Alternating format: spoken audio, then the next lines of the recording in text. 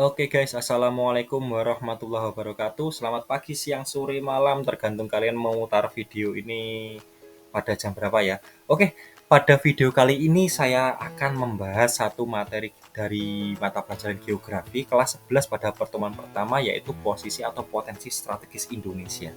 Nah, untuk lebih lengkapnya, untuk mempersingkat waktu, langsung saja kita cek video dan konten yang akan ditampilkan.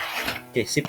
Disclaimer-nya, video ini disusun untuk kegiatan pembelajaran dengan topik utama letak astronomis Indonesia. Konten dalam video ini tidak murni disusun oleh saya. Tidak murni disusun sendiri oleh saya. Ada beberapa sumber dan media yang saya ambil untuk menyusun video ini. Di antaranya Canva, beberapa gambar yang diambil dari Google dan Google Earth. Nah, baik. Babnya adalah potensi strategis Indonesia, sebuah posisi yang sangat menguntungkan. Kenapa sih kok bisa disebut menguntungkan? Namanya posisi yang menguntungkan itu biasanya mudah dijangkau, aksesnya gampang, terus kemudian eh, intinya yang bikin untung gitu ya. Oke, lanjut. Nah, tujuan pembelajarannya ada 1 sampai 8 ini, tetapi fokus kita guys pada pertemuan kali ini hanya membahas letak astronomis saja. Oke, letak Indonesia itu kenapa kok disebut strategis, itu dikaji dari 3 sisi: astronomis, geografis, dan geologis. Astronomis itu terkait letak lintang dan bujurnya, geografis adalah posisi silang Indonesia antara 2 benua dan 2 samudera, sedangkan letak geologis yang terkait pada tektonik lempengnya. Nah, letak astronomis kok bisa ini disebut strategis, dikaji dari beberapa hal, yaitu pengaruhnya terhadap iklim, zona waktu, dan keuntungannya. Letak geografis yang kita bahas nanti adalah pengaruh terhadap iklim, lalu lintas dunia, dan keuntungannya. Dan yang terakhir geologis, pengaruh letak geologis dan potensinya. Nah, tetapi pada video kali ini saya hanya akan membahas letak astronomis saja. Oke, kita next. Nah, sebelum ke pembelajaran atau materi yang lebih lanjut, ada suatu pertanyaan pemantik. Pernah Sherlock WhatsApp nggak? Nah, apakah kalian tahu data apa yang digunakan dan dikirimkan ketika Sherlock WhatsApp? Nah, jadi ketika kalian Sherlock WhatsApp itu biasanya teman kalian Sherlock lokasinya di mana kayak gitu. Nah, itu yang sebenarnya dikirimkan adalah titik lokasi kalian. Nah, yang dikirimkan itu adalah titik lokasi yang eh, bersifat koordinat kartesian, jadi X dan Y. Tetapi dalam penerapan geografi, eh, sistem koordinat yang dikirimkan adalah letak lintang dan bujurnya. Nah, itu penting dikirimkan karena menunjukkan titik kalian berdiri di muka bumi itu sebelah mana, dan datanya dikirimkan ke teman kalian sehingga dapat diakses. Oh, posisinya ada pada lintang segini dan bujur segini. Atau misalkan pada X-nya segini dan Y-nya segini. Jadi misalkan koordinat kartesian itu yang dikirimkan dalam temanya geografi, yang dikirimkan adalah letak lintang dan bujur. Itu yang sebenarnya dikirimkan oleh WhatsApp ketika kalian meminta Sherlock itu. Oke, sebelum ke materi yang lebih lanjut, ada sebuah pretest, coba dikerjakan atau ditebak atau dicatat di buku catatannya. Nampaknya lebih bagus jika dicatat di buku catatannya. Untuk pretest ini tentu saja tidak dimasukkan ke dalam nilai, tetapi nanti untuk mengukur ketercapaian kalian sendiri. Nah, Indonesia terletak pada 6 derajat LU sampai 11 derajat LS dan 95 derajat BT sampai 141 derajat BT. Pernyataan berikut yang tepat adalah: apakah A, 6 derajat LU adalah batas barat Indonesia, B, 95 derajat BT adalah batas timur Indonesia, atau C, 11 derajat LS adalah batas utara Indonesia? Kalian jawab di buku catatan, ditulis soalnya sekalian jawabannya secara lengkap, biar tahu nanti jika misalkan kalian benar karena apa, salah karena apa. Oke, sementara kalian menjawab bisa di pause, dan jawabannya adalah yang paling benar adalah jawaban yang B, 95 derajat BT adalah batas timur Indonesia. Apa sih sebenarnya 6 derajat LU dan lain sebagainya itu? Pernah sih dipelajari sampai sedari SD sudah dihafalkan, tapi banyak yang biasanya itu maknanya nggak tahu. Nah, untuk kali ini kita akan pelajari maknanya koordinat itu apa sih. Nah, letak astronomis Indonesia. Indonesia berada di antara 6 derajat LU, 6 derajat 8 menit LU. Kok sampai ada 8 menitnya Pak? Iya, itu lengkapnya seperti itu detailnya. Memang kalau di buku catatan atau buku materi-materi itu 6 derajat LU sampai 11 derajat LS. Tapi lebih tepatnya lagi, ini kita mencari yang akuratnya, 6 derajat LU 8 menit lintang utara sampai 11 derajat 15 menit lintang selatan, dan 95 derajat 45 menit derajat BT sampai 141 5 menit derajat BT. Itu secara lengkapnya. Nah, maknanya apa sih dalam ukuran-ukuran derajat menit detik itu? Nah, sistem koordinat itu didasarkan pada garis lintang dan bujur ya. Ukuran koordinat memiliki satuan derajat, menit, dan detik itu sebenarnya. Jadi secara lengkapnya ada derajat, menit, dan detik. Satuan derajat itu adalah satuan terbesar, di mana satu derajatnya setara dengan 60 menit. Satuan menit dalam satu menit itu setara dengan 60 detik. Satuan detik adalah merupakan satuan terkecil dalam sistem koordinat. Nah, kayak gitu ya. Jadi memang ukurannya ada derajat, menit, dan detik.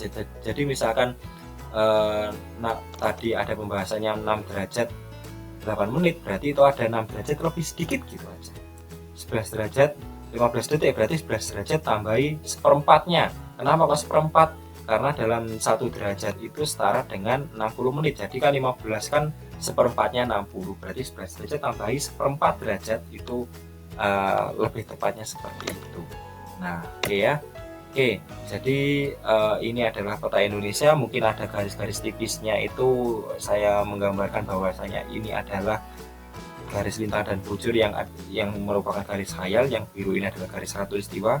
Apa sih khatulistiwa? Itu berada pada lintang 0 derajat. Jadi bukan lintang utara maupun lintang selatan, tetapi pas di tengah-tengah bumi.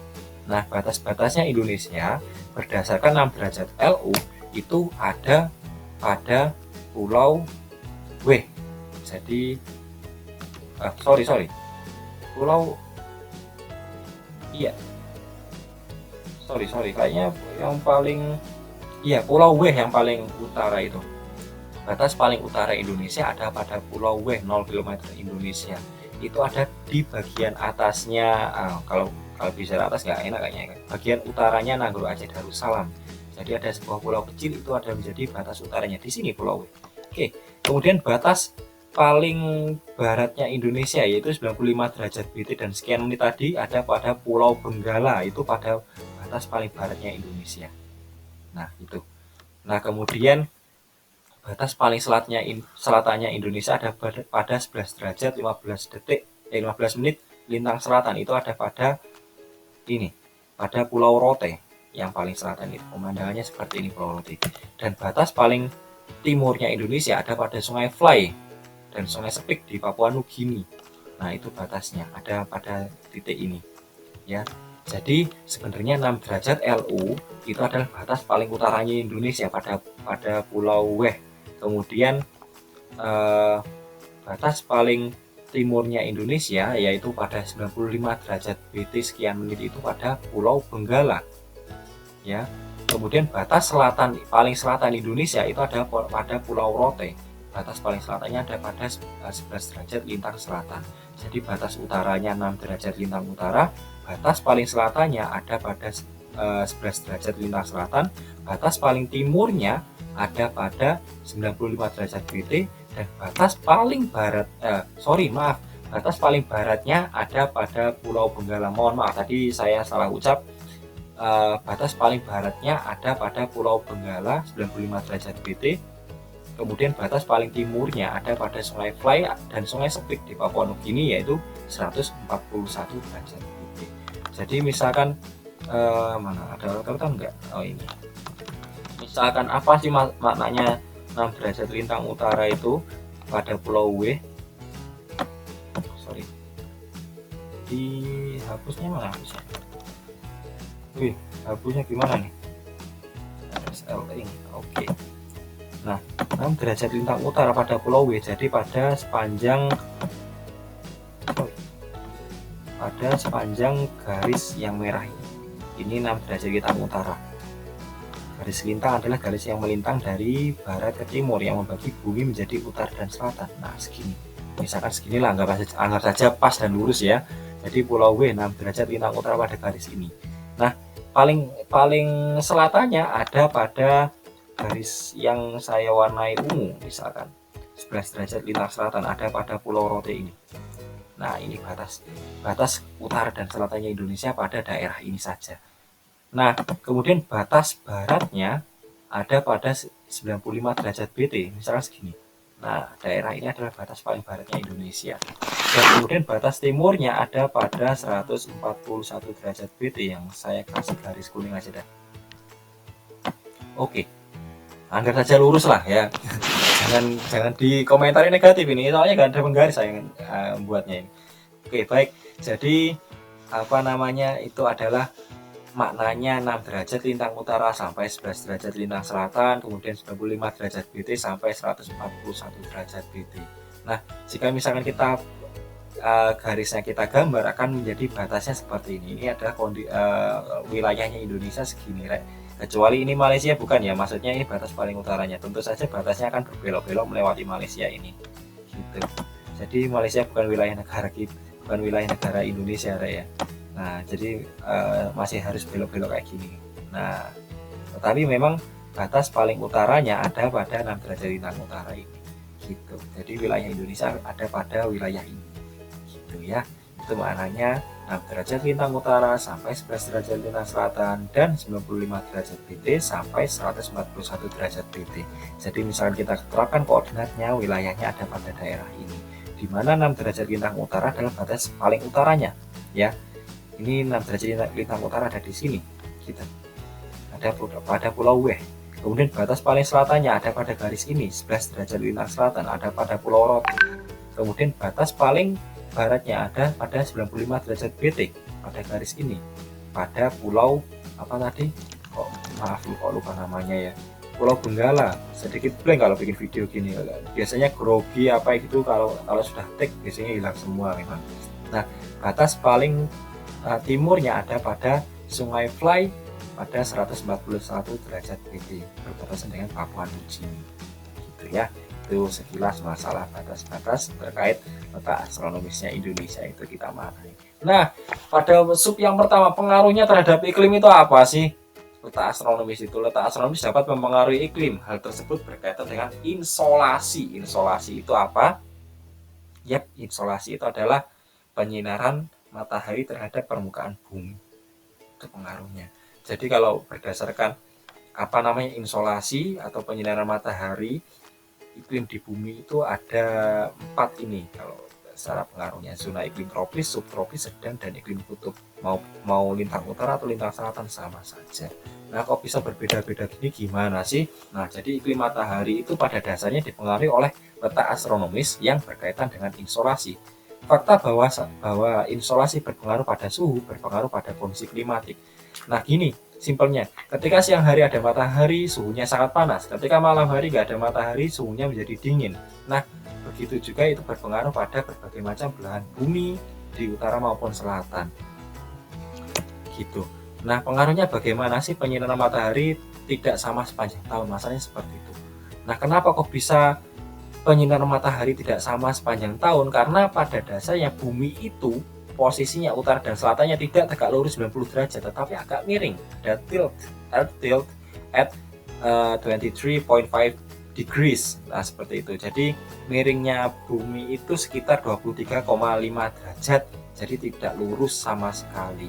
Nah, akibatnya apa? Ketika matahari menyinari bumi, itu terkadang bagian utaranya bumi ini nggak kebagian sinar matahari, tapi bagian selatannya kebagian banyak, tapi bagian kita di wilayah tropis selalu mendapatkan bagian.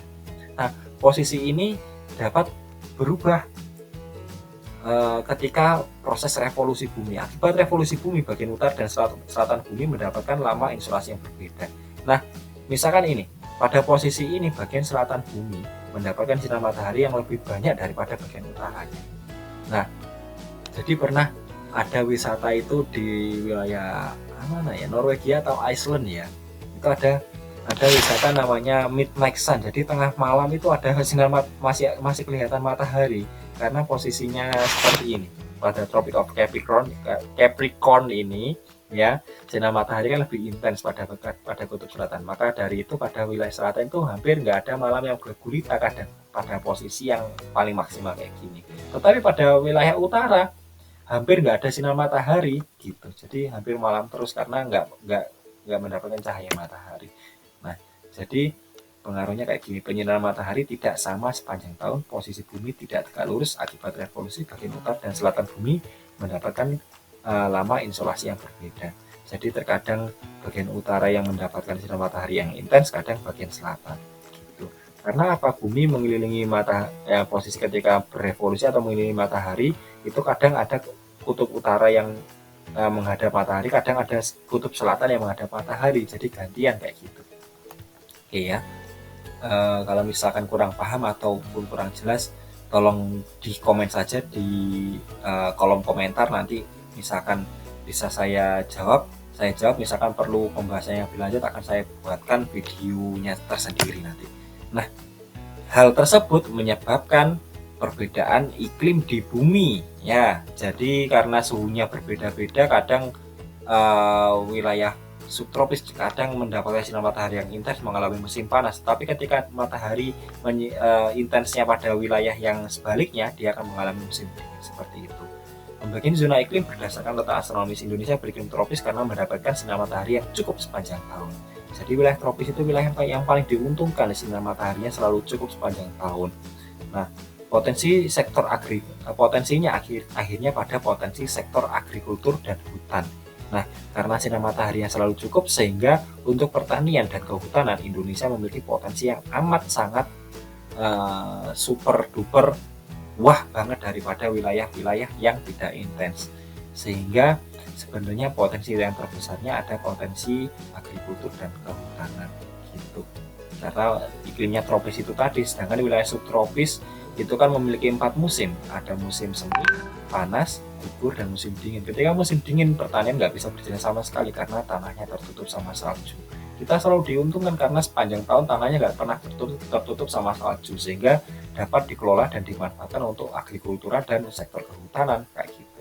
Sedangkan apalagi wilayah kutub yang didominasi tertutup es gitu, itu malah lebih sulit lagi untuk pertaniannya. Maka dari itu biasanya orang-orang daerah kutub itu lebih banyak konsumsi daging daripada konsumsi sayuran, karena pada dasarnya di sana berternak lebih mudah daripada bertani gitu ya. Nah, oke, dampak yang selanjutnya ini kan dampak terhadap iklim. Dampak yang selanjutnya ada 3 zonasi waktu. Nah, karena Indonesia terletak pada 95 derajat BT sampai 141 derajat BT. Kenapa sih kok bisa ada 3 zonasi waktu? WIB, WITA, dan WIT. Nah, gini logika dasarnya. Satu kali putaran bumi adalah 360 derajat, setara dengan 24 jam. 15 berarti kan 15 derajatnya tinggal ini dibagi 24 dah. 360 bagi 24 ada 15. Berarti 15 derajatnya setara dengan 1 jam. Sedangkan Indonesia terletak antara 95 derajat BT sampai 141 derajat BT. Ingat, 15 derajat itu perbedaan waktunya adalah 1 jam karena sinar matahari masih OTW dari barat ke timur. Jadi misalkan kan matahari bergeraknya dari sini, sinar mataharinya dari arah timur ke barat, tapi mataharinya kalau misalkan kita lihat rotasi bumi itu sebenarnya dari barat ke timur gitu kiranya. Jadi waktu yang lebih tua itu adalah waktu yang bagian barat. Oke, jadi kenapa kok bisa ada 3 zonasi waktu? Karena pada 15 derajat itu setara dengan 1 jam. Perbedaan 15 derajat perbedaannya adalah 1 jam. Nah, sedangkan Indonesia terletak 95 derajat BT sampai 141 derajat BT. Nah, logika dasarnya pada wilayah 95 derajat sampai 110 derajat itu pada zonasi WIB dia memiliki perbedaan waktu 1 jam dengan yang lainnya. Zona 110 derajat sampai 125 derajat itu pada wilayah WITA gitu. Karena selisih 15 derajat maka selisih 1 jam. Terus kemudian 125 sampai 141 sebenarnya 140 ya, tapi 1 derajatnya kalau nggak diikutkan kasihan, nanti dia ngambek, jadi diikutkan saja.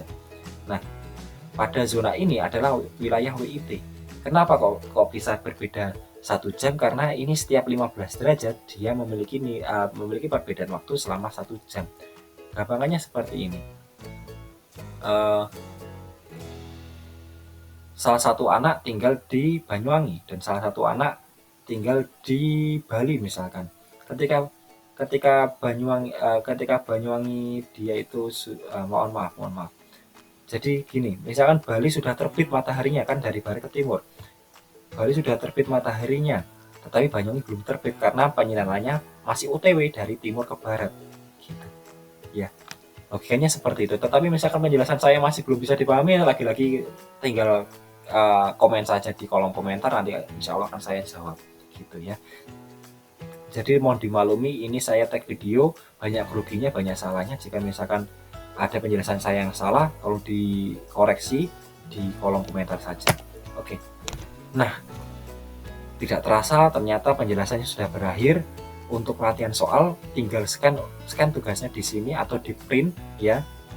Kerjakan, konsultasikan di depan guru, presentasikan di depan kelas. Nah, ingat tadi masih ada pretest. Untuk melihat progres kalian, ada baiknya kalian tuliskan refleksi hari ini, apa saja yang sudah dipelajari, dan berdasarkan pengetahuan yang sebelumnya, apa saja yang pengetahuan baru yang kalian dapatkan, apa saja perbedaan kalian sebelum pretest dan setelah saat ini, kayak gitu aja. Baik, terima kasih. Lagi-lagi jika misalkan ada salahnya, saya mohon maaf. Jangan lupa klik like dan subscribe. Kemudian juga misalkan request video apa yang ingin dibahas tentang geografi, tinggal taruh di kolom komentar, nanti insya Allah akan saya buatkan videonya. Terima kasih untuk video kali ini, cukup sekian. Wassalamualaikum warahmatullahi wabarakatuh.